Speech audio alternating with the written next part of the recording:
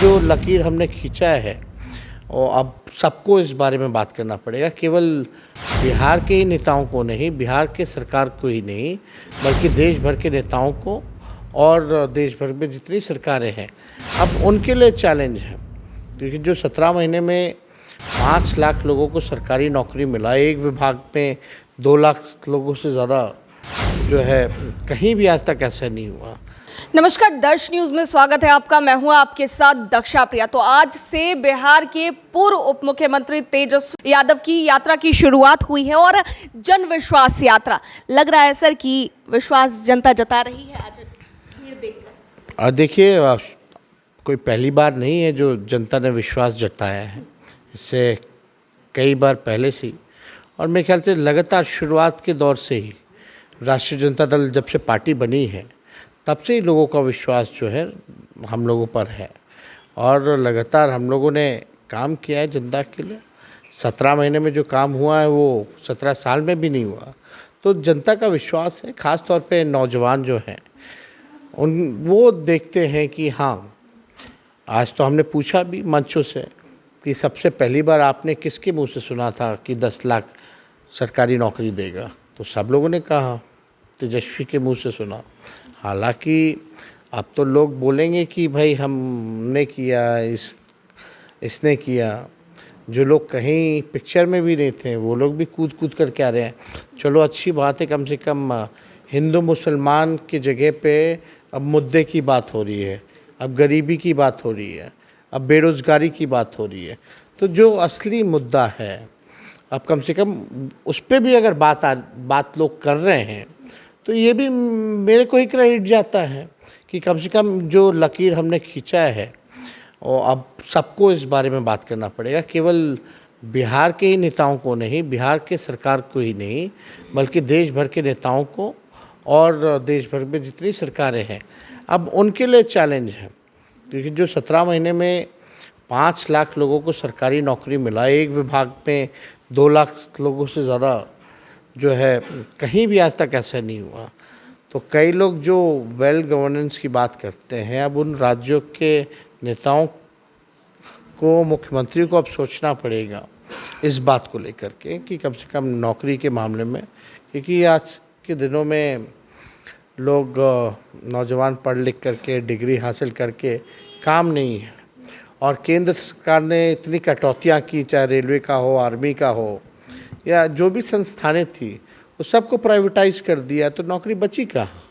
तो इसलिए बहुत ही इम्पोर्टेंट काम है।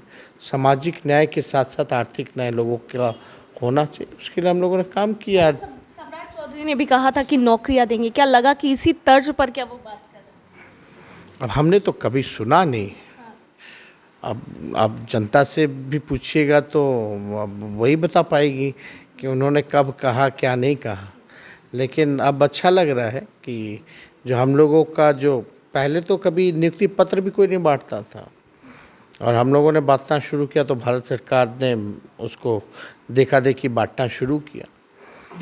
अब वो क्या कहते हैं नहीं कहते वो उनकी अपनी बात, वो भी जनता के बीच जाएंगे तो वो भी ज़रा पूछें, जैसे हम पूछ रहे हैं। इतना हिम्मत तो करना चाहिए ना कि नौकरी की बात किसने की, जनता बताएगी फिर।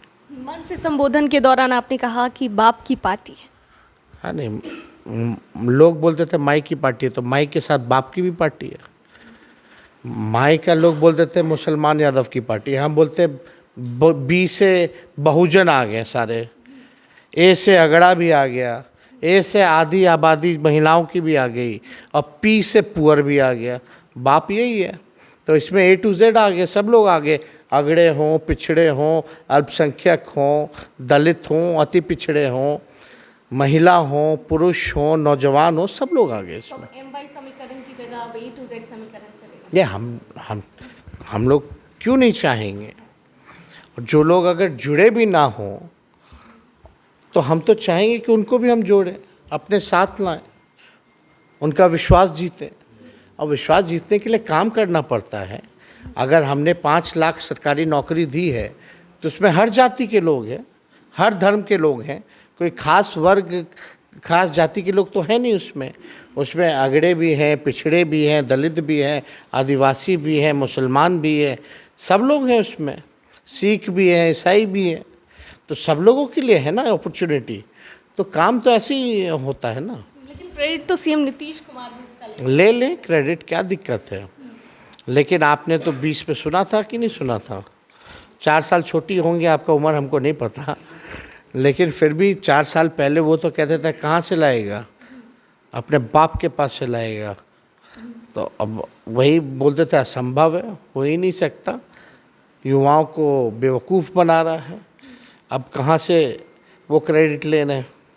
अच्छा, एक आखिरी सवाल।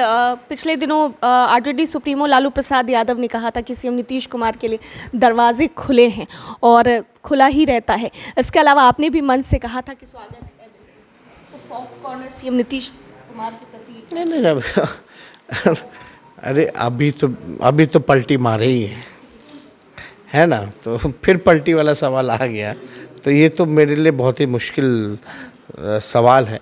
हालांकि इस बार हम निर्णय में नहीं रहेंगे, निर्णय जनता पे छोड़ेंगे। और हालांकि क्रेडिबिलिटी तो ख़त्म हो ही गई है उनकी, अब कोई विज़न नहीं है, अब पलटी मारने का ना उनका कोई रीज़न है, तो जनता देख रही है। अब किसी से भी पूछिएगा तो लोग बोलता है बहुत हो गया, बहुत देख लिया, थक चुके हैं लोग। बहुत धन्यवाद। तो ये थे हमारे साथ बिहार के पूर्व उप मुख्यमंत्री तेजस्वी यादव, जिनसे हम बातचीत कर रहे थे। कैमरा पर्सन ऋतिक के साथ मैं दक्षा प्रिया, दर्श न्यूज़।